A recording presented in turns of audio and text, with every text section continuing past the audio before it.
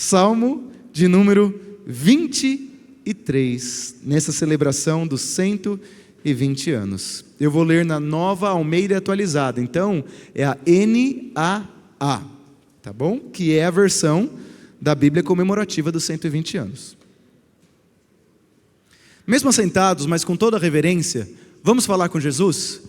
Jesus está aqui agora, vamos falar com Ele? Para que Ele possa falar poderosamente ao nosso coração e revelar verdades para nós?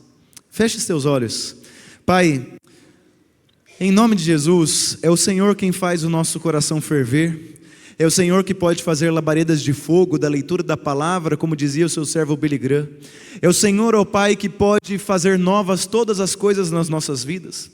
É o Senhor quem sonda e conhece os nossos pensamentos. Por isso, nesse momento, em nome de Jesus, nós pedimos pela autoridade que há em Cristo Jesus, que o seu Espírito Santo esteja em nosso meio e faça arder o nosso coração, como o Senhor fez arder o coração dos discípulos e discípulas em Pentecostes. Que nós possamos olhar para esse salmo e, à luz dos escritos do seu servo Davi, aprender, ser lavado, restaurado, feito novo, diante dos desafios que nós enfrentamos no dia a dia, não apenas para o nosso mérito e para o nosso bem, mas para a glória do seu nome. Nós pedimos, edifica a tua igreja, em nome de Jesus, amém. O texto na versão NAA diz assim: o Senhor é meu pastor, nada me faltará. Ele me faz repousar em pastos verdejantes, leva-me para junto das águas de descanso, refrigera a minha alma. Guia-me pelas veredas da justiça, por amor do teu nome. Ainda que eu ande pelo vale da sombra da morte, não temerei mal nenhum, porque tu estás comigo, o teu bordão e o teu cajado me consolam. Preparas-me uma mesa na presença dos meus adversários, unges-me a cabeça com óleo, o meu cálice transborda. Bondade e misericórdia certamente me seguirão todos os dias da minha vida, e habitarei na casa do Senhor para todo sempre. Vamos ler juntos o verso 6, que vai ser o nosso verso principal nesta manhã? Consta aqui no telão. Bondade e misericórdia certamente me seguirão todos os dias da minha vida, e habitarei na casa do Senhor para todo sempre. Amém. Sabe que a vida cristã, ela é sobre isso. É sobre confiar em Deus, seguindo firme nas promessas, mesmo sem saber o dia do amanhã. É sobre isso a palavra de Deus. É sobre confiar no Senhor, firme nas promessas, mesmo sem saber o dia do amanhã ou os detalhes do dia do amanhã. Algumas pessoas, talvez sejam como eu sou alguém que gosto de planejar. Eu gosto de tentar identificar o que vai ser o futuro, no caso, vamos dizer, o futuro da Primeira IPIC, e planejar, esquadrinhar. Eu gosto de ver, de rever, de ver de novo, de acompanhar, de repensar, de fazer ajustes. Eu sou essa pessoa. A minha esposa não está aqui, eu acho que ela está lá com as crianças, mas ela sabe de qual é a minha natureza. Talvez seja a sua. Vou dar alguns exemplos aqui. Quando eu vou fazer viagem, que nem hoje eu vou para Londrina visitar o pastor Matias, eu já tenho tudo pronto. Tem a água no carro, tem a bolachinha que as crianças vão pedir, que estou feliz que vai ter mais bolachinha. Tem já o trajeto, se der alguma coisa errada eu tenho o cenário A, cenário B, cenário C, né? Cenários prospectivos. Eu tenho a ideia mais ou menos de como vai ser. Mais um exemplo, Catarina nasceu em 2014, mas ela já existia no meu Excel desde 2011. Eu tenho uma planilha de finanças, e aí eu casei em 2010, e imaginava que em 3 anos ia nascer a nossa primeira filha. Era o sonho meu e da esposa. Então, em 2010, já tinha as finanças lá de 2014, considerando que a partir de janeiro, Júnior, eu ia ter tanto de dinheiro para gastar com fralda, tanto de dinheiro para gastar com, não sei, se a Mariana tivesse algum problema no leite, né? Um leite NAN, eu já sabia mais ou menos. Eu sou essa pessoa, não me achem maluco, tá bom? É um jeito de ser, tem as suas vantagens, né? É um jeito organizado ou de gostar de planejar.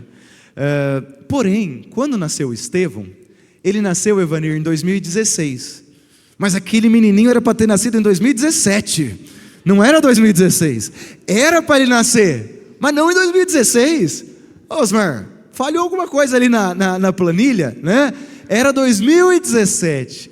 Aí eu lembro que eu voltei de uma viagem com a esposa, com a Mariana, e ela falou assim: Paulo, eu acho que eu posso estar grávida. Eu falei: não, Mariana, não está no calendário, é só o ano que vem.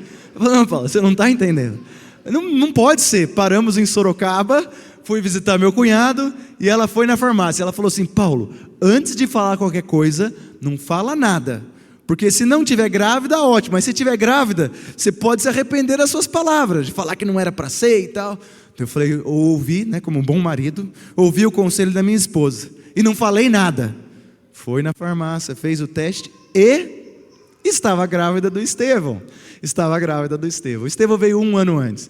Isso acontece, não acontece?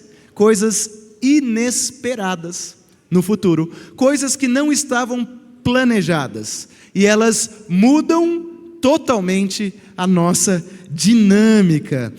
Então, de quando eu vim para Curitiba para cá, pensem comigo, esse é meu jeito de ser. Jesus começou a me convidar a incrementar no meu vocabulário palavras que eu usava, mas com não tanta intensidade. Eu vou falar alguns verbos aqui que começaram a convite de Jesus através de irmãos e irmãs que falavam: pastor, Deus me falou tal sobre isso, pastor, coisas que eu não vivia, que não faz parte da minha formação cristã, são novidade. E alguns verbos que eu conhecia, mas que não eram tão intensos são: confiar, esperar, descansar, orar mais, entregar, agradecer.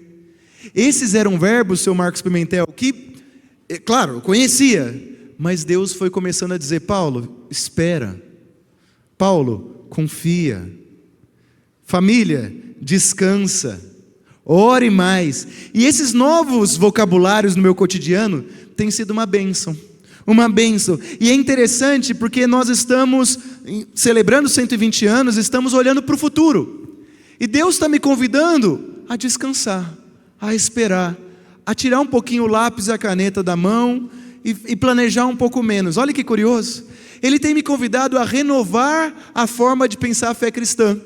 Assim como uma águia renova e troca o bico, assim como uma pessoa que às vezes está com febre, a febre passa e ela está renovada, Deus está me chamando para confiar, ficar firme na promessa e descansar. Então, o Paulo do passado já teria vários planos, Paulo Araújo, para os próximos anos, para a igreja, para o conselho.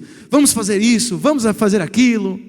Mas algo novo tem acontecido no nosso meio, e tem algo novo acontecido no meu coração. E Deus tem me mostrado que, como pastor da igreja, junto com a equipe pastoral e com o conselho, o meu papel não é levar e puxar o pessoal para frente, nem ir no final da fila e empurrar, mas é andar juntos e descobrirmos juntos o que Deus tem para nós.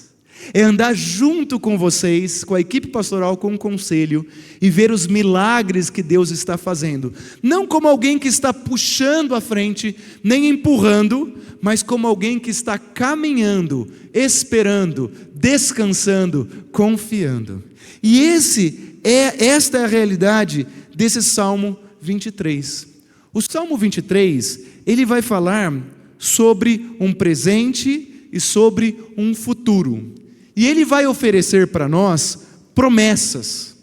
Porque a grande questão do futuro, e fiquem aqui comigo, é que o futuro, ele ainda não existe. O futuro ainda não existe. E por isso, às vezes, nós tentamos controlá-lo. O que vai acontecer quando eu ficar mais velho? E agora? Minha visão está piorando. A minha audição. Mas meu filho mora lá longe. E eu não quero dar trabalho para ele. E o trabalho? Será que eu vou ter aposentadoria integral? Ou será que vai ser meia? Será que eu vou ter que trabalhar até o fim da vida? Vou ter filho? Não vou ter filho? A gente começa a pensar no futuro e ele é incerto. Tem um compositor brasileiro que eu gosto muito e também cantor chamado Toquinho. E ele tem uma canção que diz assim: o futuro é uma astronave que tentamos pilotar. Não tem hora de chegar, sem pedir licença, muda a nossa vida e depois convida a rir ou a chorar. Aquarela, né? O futuro, ele diz respeito a essa incógnita. Tiago 4,14 diz que nós não podemos saber nada a respeito do dia da manhã. E é por isso que algumas pessoas enfrentam estresse, insegurança, temor, receio. Olha essas palavras: estresse, insegurança, temor e receio. E olha as palavras de Djalma que Deus tem me convidado a pensar: confiança, descanso, espera e oração. Elas são antagônicas. De um lado eu tenho estresse, temor, insegurança, quero controlar. Do outro lado eu tenho descanso, espera, confia. Como olhar para o futuro a partir dessas categorias? Como pensar a sua vida, apesar de tudo que você viveu, a partir dessas categorias? Como fazer essa virada na vida? Como enxergar o futuro como um lugar seguro, mesmo vivendo num mundo inseguro? Como viver num mundo que, segundo a Bíblia, jaz no maligno, e Satanás é o rei do império das trevas, no qual o mundo está? Como viver com confiança, como uma geração eleita, nação santa e povo exclusivo de Deus, num mundo caído? O que Deus nos oferece em relação ao futuro não é o controle, mas é a promessa. Eu vou repetir: o que Deus nos oferece olhando para o futuro não é o controle e tentar controlar, mas são promessas. Promessas, porque as promessas nos ajudam a ter certa segurança em relação ao futuro. Pastor, mas tem muita gente que já me prometeu coisas e não cumpriu. Como dói em mim quando alguém promete uma coisa e não cumpre. Quando alguém, um vendedor, promete um benefício que o produto não oferece. Quando o chefe promete uma promoção que nunca chega. Quando a pessoa promete amor eterno, mas que não passa de 1 ano e 2 anos. E depois estou eu sentado diante de um cartório, de um advogado, tendo que romper as relações de uma promessa que não foi cumprida. Quando existe quebra de promessa, nós sofremos. E por que sofremos? Porque nós guardamos as promessas, mas as promessas também nos guardam. Quando uma promessa é quebrada, nós também somos quebrados. Quando nós quebramos uma promessa, quebramos algo na vida da pessoa. Sofremos quando promessas são quebradas, porque as promessas viabilizam a vida. Como assim, pastor? As promessas oferecem certa previsibilidade, e nós precisamos de um mínimo de previsibilidade. A pessoa com quem eu estou casado hoje vai estar comigo amanhã. O filho que eu tenho hoje continuará sendo meu filho amanhã. As pessoas com as quais eu convivo hoje na igreja, muito provavelmente são as pessoas que eu conviverei amanhã. O carro que eu tenho hoje, a casa que eu tenho hoje, será a minha casa amanhã. Então, nós precisamos de certa previsibilidade. Do contrário, a vida não seria possível. E o que traz previsibilidade? Na vida secular, são os contratos. Os contratos dão segurança de um futuro. Por exemplo, os votos de casamento. Em Gênesis 2:24, quando diz uniu-se o homem e a mulher, isso é uma aliança, é um tipo de contrato. E por que dá segurança? Porque eu sei que essa pessoa com a qual eu vou casar irá me acompanhar. Hoje em dia é muito comum nos casamentos as pessoas quererem fazer os seus próprios votos, né? E eu normalmente deixo. É bom, é bonito ver eles fazendo seus próprios votos. Mas eu, Odete, depois vou lá e faço o voto também. Pastor, mas por quê? Porque normalmente o que as pessoas fazem nos seus votos é uma promessa de amor presente. expressando tudo o que eles sentem no momento presente. Mas os votos do casamento não dizem respeito ao presente, dizem respeito ao futuro. No presente, é claro que eu amo. No presente, eu sou capaz de carregar água na peneira. Por você, eu sou capaz de ir até a lua e voltar. Por você, eu limparia os trilhos do metrô. Lembra? Mas depois que você casa, eu quero saber se você busca um copo d'água na geladeira sem reclamar. Depois que a gente casa, eu quero saber se você pode cuidar das crianças enquanto eu estou terminando meus estudos. Não precisa ir até a lua e voltar. Por quê? Porque o voto diz respeito a promessas futuras. Porque o pensamento muda, o sentimento muda, as pessoas mudam. E nas promessas eu digo, mesmo que meus pensamentos mudem, mesmo que as circunstâncias mudem, eu vou experimentar essas mudanças com você. Quero ser uma pessoa melhor ao seu lado. Uma coisa é promessa humana, Rocha. E eu sei que promessa humana, eu posso te fazer promessas, e pode ser que eu quebre elas, isso te machuque e me machuque. Talvez você já foi machucado por promessas humanas, e eu quero fazer uma pausa aqui e dizer o seguinte para você. Eu sinto muito, se em algum momento você teve alguma promessa que foi feita por seres humanos e ela não se concluiu. Eu sinto muito se isso doeu no seu coração.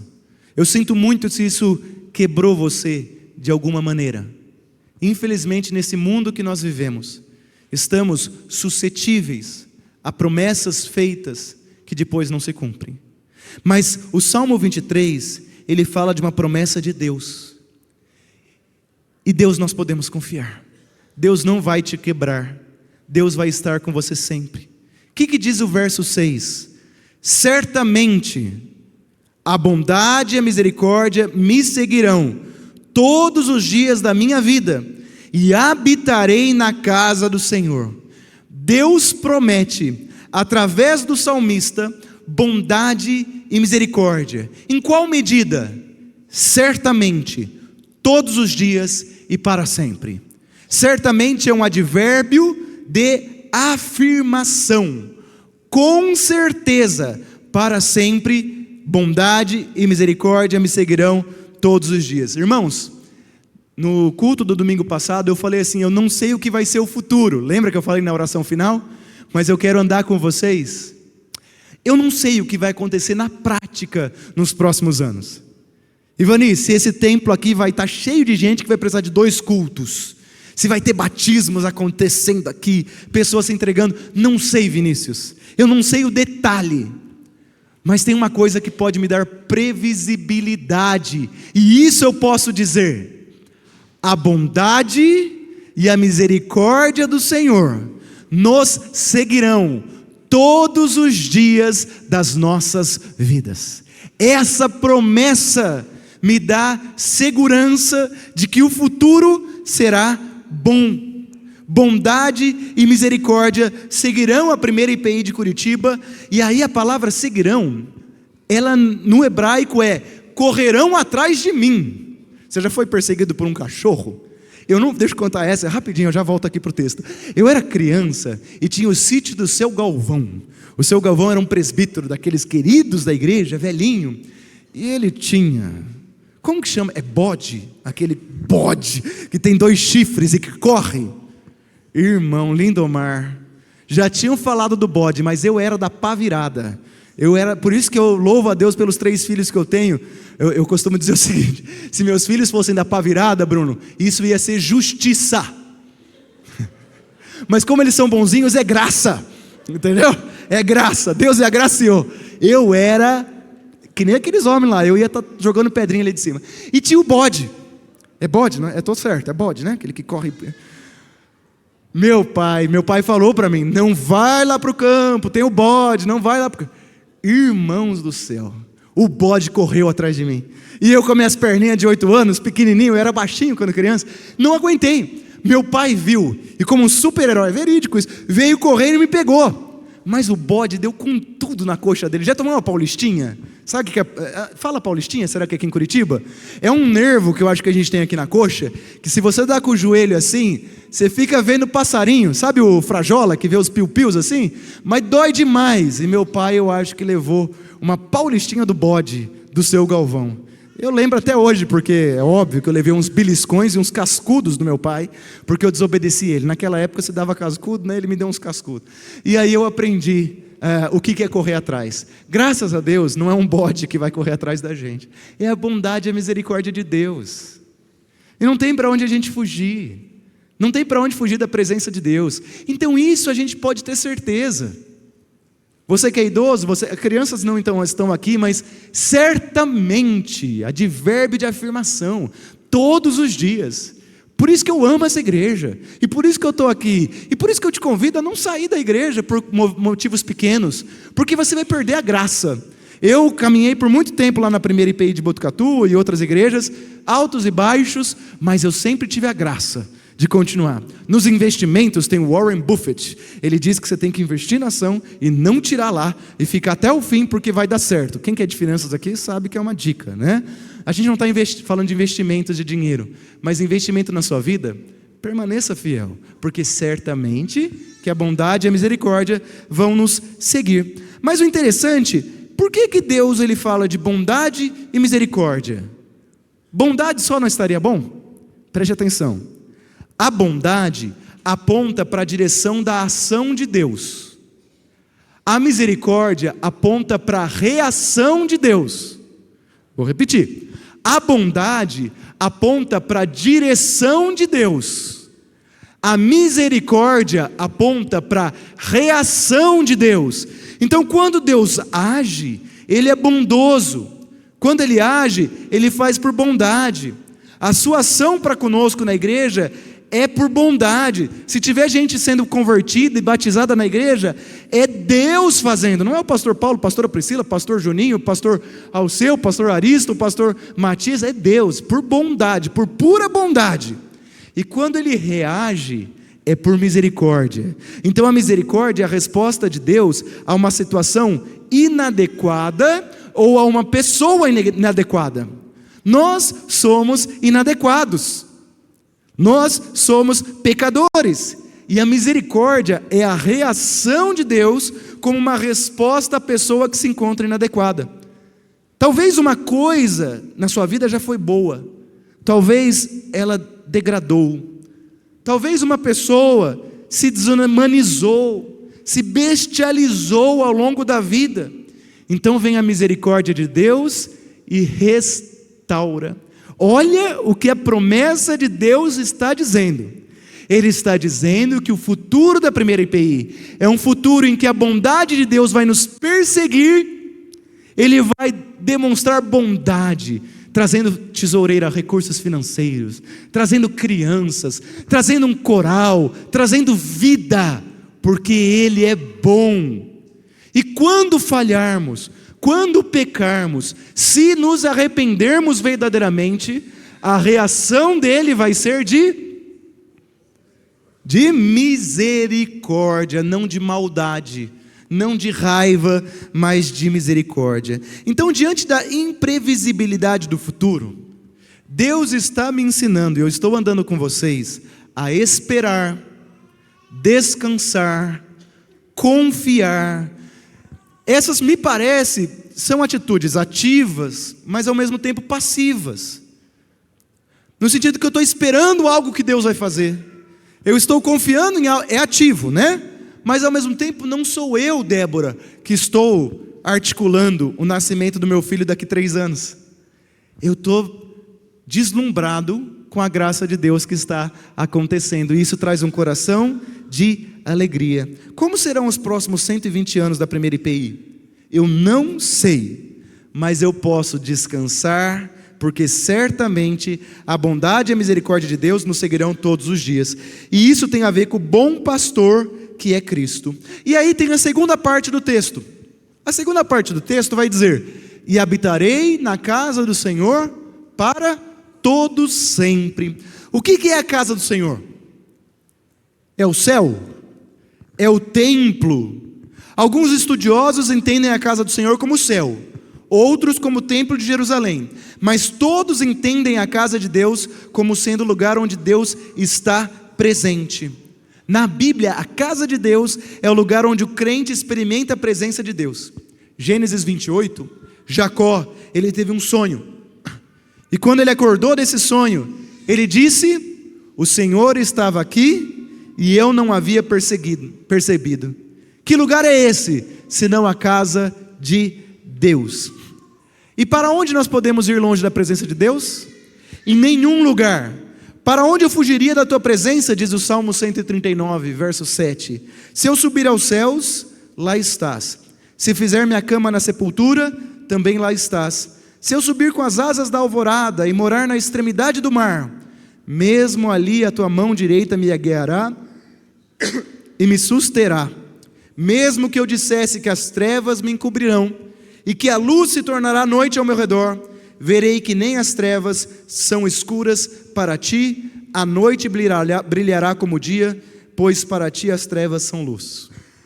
Tem uma canção do grupo Prisma, que é a canção mais bela da minha infância, que se o Quinteto Templos cantasse com o Marinho, o pessoal, eu ia chorar. É uma canção que marcou a minha infância, porque a minha mãe cantava essa canção no coral da igreja. Só que ela não cantava só no coral, ela cantava no chuveiro, ela cantava lavando a louça, ela cantava levando a gente para a escola. Então eu ouvi essa canção, e essa canção diz assim: Senhor, tu me sondastes e me conheces, conhece o meu deitar e o meu levantar. Por onde eu irei do teu espírito? E para onde fugirei da tua face? E aí tem o refrão: se tomar as asas. Vocês conhecem essa canção? Estão lembrando? Eu não sou a pastora Priscila, eu não sei cantar bonito, nem o pastor Mercedes Anacleto Rosa, ou o pastor Alceu, mas tenta pensar: se tomar as asas da alva, se habitar no extremo do mar, até ali a tua mão me guiará, tua destra me susterá. E aí ele conclui assim: eu te louvarei, eu te louvarei, Senhor. Ó Pai, te louvarei. E a última frase: estarei nos braços do Pai. É sobre isso o nosso futuro. Na semana passada não, algumas semanas, eu estou indo para o final, mas eu quero contar um testemunho. Eu fui para uma célula, e nessa célula um irmão me chamou. Eu tinha uma visitante na célula, uma moça que passou por vários problemas de saúde emocional, psíquica, e a gente estava orando por ela, e eu dei uma palavra ali rápida, né? E aí acabou a célula, um irmão me chamou, e eu nunca tinha vivido isso. Eu estou vivendo coisas novas, Ariston, aqui na igreja, e eu louvo a Deus por isso, e eu quero muito que você também viva coisas novas junto com a gente, para que a gente possa compartilhar o que a gente está aprendendo um com o outro, sabe? E eu estou compartilhando agora com vocês. Foi muito tocante. Esse senhor, ele olhou para mim, e sabe quando parece que tudo fica em stand-by assim? Eu nunca tinha vivido isso. Ele olha para mim, ele olha no meu olho, e eu já começo a sentir vontade, já fico emocionado. E ele fala uma palavra. Só que eu não gosto de chorar em público assim, eu sou mais reservado, é meu jeito. Então eu chorei tanto por dentro, mas eu chorava por dentro, mas por fora eu estava ali, né? E ele falou assim: pastor, Deus me deu uma visão enquanto o senhor falava. Eu falei: ah, é? Ele falou: é. Ele me deu a visão de que o senhor estava ali, pequeno, e o Pai Celestial estava na sua frente. E o Pai falou assim: corra e pula nos meus braços, largue-se nos meus braços. E ele falou isso, é simples, foi isso que ele falou. Mas ele falou: meu irmão, eu fui tão tocado por aquilo, eu fui tão profundamente tocado, porque eu tinha que tomar algumas decisões, e eu senti que eu tinha que me lançar nos braços do Pai, sabe? E eu saí de lá desnorteado. Eu falei: será que esse irmão existe de verdade? Será que é um anjo que apareceu e que eu nem sabia quem era? Isso me tocou tão profundamente que eu saí de lá renovado, confiando de que Deus ia cuidar de todas as coisas. E depois eu fui para o congresso de pastores. E aí no congresso de pastores, o irmão Chico, pastor que está ali plantando uma igreja no Santa Felicidade, ele almoçou comigo. De novo, isso nunca aconteceu comigo. E ele falou assim: Paulo, eu tive 2 sonhos com você. Eu falei: ah, é? Ele falou: um eu não lembro, mas eu lembro do outro. Eu falei: ah, legal. E aí ele falou assim: eu sonhei, não vou contar agora o sonho, tá? Eu sonhei isso. E aí o pastor Matias sempre falava: profecia revela, está na Bíblia, né? Segredos do coração. Ele me desnudou, eu me senti nu diante do que ele falou ali. E eu voltei dirigindo para casa, de São Carlos para Botucatu, glorificando a Deus, porque eu soube que Deus cuida de todas as coisas, que Deus me vê, que Deus me conhece. E eu quero dizer nessa manhã que Deus te conhece, que Deus te ama, e que Ele quer conversar mais e mais com cada um de nós, porque a bondade e a misericórdia nos perseguem ou nos seguem, e porque certamente habitaremos na casa de Deus, na presença de Deus, porque Ele cuida de nós. Eu quero concluir dizendo que eu não sei como está o seu coração nessa manhã, mas se você é alguém que deseja confiar mais, se você é alguém que deseja descansar mais, se você é alguém que deseja aprender a esperar, se o mesmo Deus que está falando comigo, está falando com você nesta manhã, e Ele te convida a orar mais, se Ele está te convidando a entregar mais, se Ele está te convidando a agradecer mais, então eu quero orar por você, e eu quero orar com você. Porque lembra que eu falei que Deus não está me chamando para puxar com a equipe pastoral e o conselho, nem para empurrar, mas para andar junto e para descobrir junto, pois nós vamos descobrir juntos esse novo de Deus. Não fique preocupado. O que vai acontecer com os juniores e adolescentes da igreja? Às vezes a gente fica preocupado, né? Não fique preocupado com o que vai acontecer quando Paulino e Ana Maria deixarem de ser os líderes do Geconte, que fazem incríveis passeios e que vão ser alvo do cuidado do Geconte. Não fique preocupado com as finanças da igreja. E agora falando mais pessoalmente, confie no Senhor. Eu não sei como Ele vai te conduzir a esses verbos: esperar, descansar,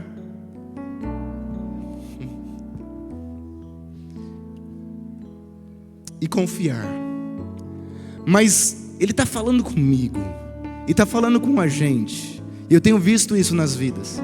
Então eu desejo de todo o meu coração que cada um de nós possa ter as nossas experiências com Deus. Talvez a sua seja através de uma pregação como essa, talvez a sua seja como um café aqui na frente depois do culto, talvez a sua seja numa canção. Mas Deus deseja conduzir a sua vida, porque certamente, eu não sei o que vai acontecer amanhã, mas eu não temo mais, e eu estou deixando minha caneta um pouco de lado, eu, pastor Paulo, e estou ajoelhando um pouco mais, e eu estou confiando um pouco mais. E aí, sabe o que acontece? Quando a bênção vem, não foi tanto porque eu esquadrinhei antes. Veja, eu não estou dizendo que não é importante esquadrinhar, isso faz parte da minha natureza, eu vou fazer isso sempre. Mas eu quero somar à minha vida a confiança. E quando o presente vem, quando alguém olha para você e você fala: uau! Quando alguém revela um segredo do teu coração, isso só fortalece a fé, e só nos leva a exaltar a Jesus de Nazaré. 2 Coríntios 1:20, vamos ficar de pé? Diz assim: pois quantas forem as promessas feitas por Deus, tantas tem em Cristo o sim. Eu quero te convidar a vir à frente. Se você é alguém que deseja, eu não costumo fazer isso, mas eu quero fazer nessa manhã, confiar mais. Se você é alguém que deseja esperar mais, venha à frente agora, dê um passo de fé e fale: Senhor, eu quero pôr no meu vocabulário esse verbo confiar, descansar, esperar, orar mais, entregar, agradecer, porque eu quero que as suas promessas tenham em Cristo sim. Eu quero os pastos verdejantes, eu quero as águas tranquilas, eu quero refrigério para minha alma, eu quero um caminho de justiça, mas eu não sei ir lá sozinho, eu sou cabeça oca, eu falho, mas o Senhor pode. A única possibilidade de se experimentar a provisão e a proteção de Deus, especialmente quando se enfrenta o vale da sombra da morte, é sob o manto de Jesus de Nazaré. A única chance de vencer os inimigos visíveis e invisíveis é entregando-se ao cuidado de Jesus de Nazaré, o bom pastor. Você não percebe que Jesus é tudo o que você precisa, até que Jesus seja tudo o que você tem. Você não percebe que Jesus é tudo o que você precisa, até que Jesus seja tudo o que você tem. Jesus é tudo o que você tem. Vamos orar. Pai, esses irmãos e irmãs, quero pedir em nome de Jesus que os presbíteros que estejam no templo estendam suas mãos. Vocês todos que estão aí, estenda as mãos sobre quem veio à frente. Eu também quero orar para você que está sentado, porque Deus também quer te abençoar. Pai, abençoe essas pessoas que deram um passo de fé e vieram à frente. Senhor, nós somos ovelhas do bom pastor que é Cristo. Nós aprendemos verdades bíblicas, alguns com os pais e com as mães, com os avós, com os pastores, mas somos ovelhas que precisamos do pastoreio. Não sabemos todas as coisas. Pai, os nossos pensamentos eles vão para vários lugares, mas que nesta manhã esses irmãos e as irmãs que vieram à frente recebam a boa dádiva do Senhor. Pai, abençoe cada um, que eles possam perceber que a bondade do Senhor e a misericórdia do Senhor, a ação bondosa e a reação misericordiosa estão sobre eles. Derrama as tuas bênçãos celestiais sobre eles, que assim como o Senhor tem me abençoado na autoridade de Cristo, que o Senhor os abençoe com experiências maravilhosas de fé, que confirmem o teu avivamento no nosso meio. Nós temos visto sinais do teu avivamento. Continue confirmando, ó Pai, e que essas pessoas que estão à frente possam compartilhar aquilo que o Senhor está fazendo, como eu o fiz hoje de púlpito, e que sua igreja seja incendiada pela presença do Espírito Santo de Deus, como um fogo, ó Pai, que se alastra. Não esse fogo que queima as nossas florestas, isso nós não gostamos, mas o fogo do Espírito, que ele se alastra em nosso meio, por testemunhos de irmãos e irmãs que percebem a previsibilidade do futuro, porque estão firmes nas promessas do Senhor. Nós queremos abençoá-los em nome do Pai, e do Filho e do Espírito Santo. Amém, amém. Que Deus abençoe a sua vida. Você pode sentar, meu irmão, sentar, minha irmã.